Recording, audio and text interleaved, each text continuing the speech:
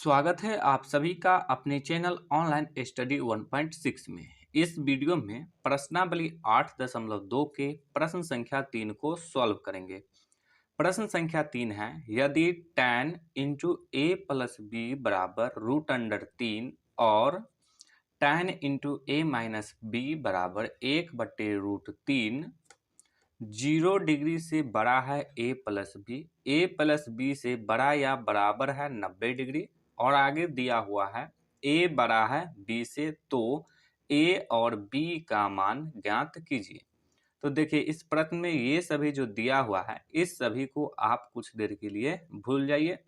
सिर्फ हमें ये जो दिया हुआ है इससे और ये जो दिया हुआ है इससे काम करना है। तो देखिए ये दिया हुआ है tan इंटू ए प्लस बी बराबर √3। तो पहले इसी को सॉल्व करते हैं। तो इसके लिए अब यहाँ पे लिखेंगे tan इंटू ए प्लस बी बराबर √3। जो दिया हुआ था इसको लिख दिए। अब यहाँ पे देखिए ये जो √3 है, हम देखेंगे कि √3 जो है tan के कितना डिग्री का मान होता है। तो देखिए यहाँ पे tan 60 डिग्री का मान होता है √3। तो ये जो √3 है इसके स्थान पे हम लोग tan 60 डिग्री लिख सकते हैं, क्योंकि दोनों तो बराबर ही होता है। तो अब इसके स्थान पे लिख देंगे tan 60 डिग्री। क्यों लिखे हैं इसको भी यहाँ पे लिख देते हैं, चूंकि √3 बराबर होता है tan 60 डिग्री। तो क्यों होता है ये भी लिख दिए। अब देखिए बराबर के इस तरफ भी tan है और बराबर के इस तरफ भी tan है, तो ये tan से ये tan कैंसिल हो जाएगा। तो इस तरफ कितना बच गया a प्लस b और बराबर के इस तरफ बच गया 60 डिग्री। तो लिख देंगे। ये देखिए ये एक समीकरण बन गया, तो इसको ले लेंगे समीकरण 1। अब आगे दिया हुआ है tan इंटू ए माइनस बी बराबर 1/√3। तो अब इसको यहाँ पे लिखेंगे tan इंटू ए माइनस बी बराबर 1/√3। अब फिर देखेंगे कि 1/√3 tan कितना डिग्री का मान होता है। तो देखिए tan 30 डिग्री का मान होता है 1/√3।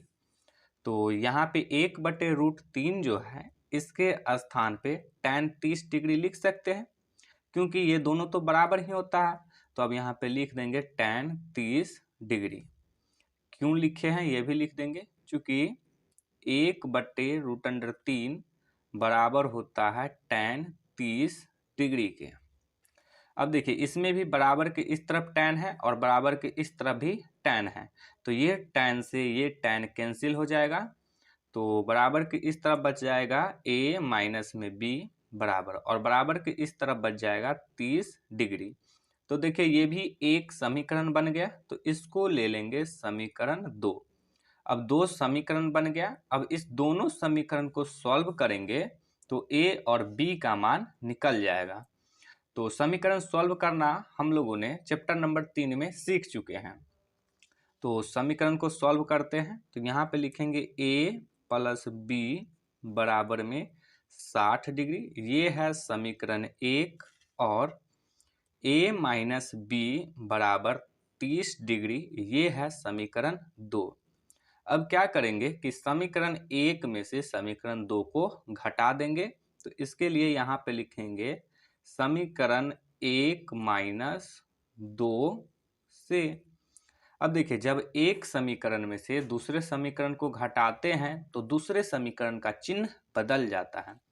चिन्ह बदलने का अर्थ यह हुआ कि जो प्लस में रहेगा वो माइनस में हो जाएगा और जो माइनस में रहेगा वो प्लस में हो जाएगा। तो यहाँ देखिए ये a जो है ये किस चीज में है, प्लस में, तो ये हो जाएगा माइनस में। b माइनस में है तो ये हो जाएगा प्लस में। 30 प्लस में है तो ये हो जाएगा माइनस में। अब a में से a को घटाएंगे तो 0 बच जाएगा, यानी कि ये दोनों कट जाएगा। अब b और b को जोड़ेंगे तो हो जाएगा 2b बराबर। 60 में से 30 को घटाएंगे तो ये आ जाएगा 30 डिग्री।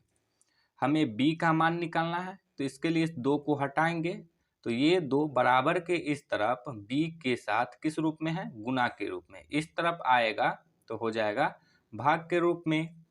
अब इसको काटेंगे तो ये कट जाएगा, 2 एकम 2 और 2 को 15 से गुना करेंगे तो हो जाएगा 30।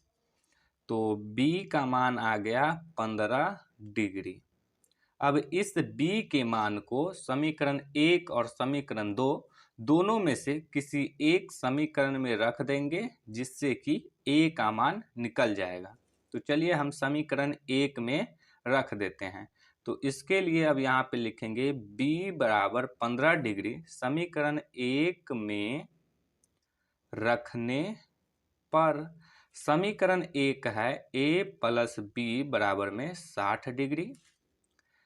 A प्लस B का मान है 15 डिग्री, तो B के स्थान पे लिख देंगे 15 डिग्री बराबर 60 डिग्री।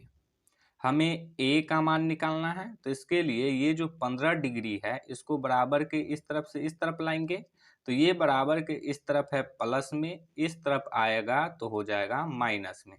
तो A बराबर हो जाएगा 60 डिग्री माइनस में 15 डिग्री। A बराबर 60 में से 15 को घटाएंगे तो कितना आ जाएगा, 45 आ जाएगा। तो A का मान आ गया 45 डिग्री और B का मान आया है 15 डिग्री। तो अब यहाँ पे लिख देंगे, अतः A बराबर 45 डिग्री तथा B बराबर 15 डिग्री। तो A और B का मान निकल गया, तो यही हो जाएगा इसका आंसर। तो देखिए प्रश्न में हमें A और B का ही मान ज्ञात करना था, तो A और B का मान निकाल लिए, तो यही हो गया प्रश्न संख्या 3 का आंसर। तो उम्मीद है कि आप लोगों को ये प्रश्न समझ में आ गया होगा।